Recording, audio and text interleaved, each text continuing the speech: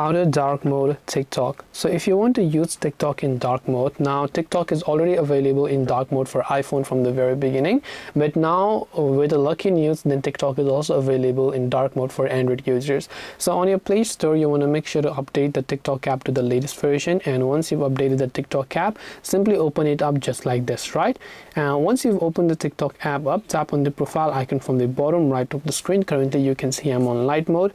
Now you can tap on the three lines option located at the top right hand corner. Then from the bottom, simply go to the option that says settings and privacy. Once you go to settings and privacy, here this is the option that you see. Now from here, what you actually have to do is simply scroll and go to this option that says display. Now under display is where you'll find the option for developer settings and all of these dark mode options, right? So here you can simply switch to dark, or you can use your device theme. So if your phone is in light mode, TikTok will go to light mode. If it's in dark mode, it will follow accordingly. And this way you'll be able to use dark mode on TikTok. Hope this video was very helpful. If you have got any questions, feel free to also leave them down in the comment section below. Thank you very much for watching till the very end, and see you soon as always in the next video.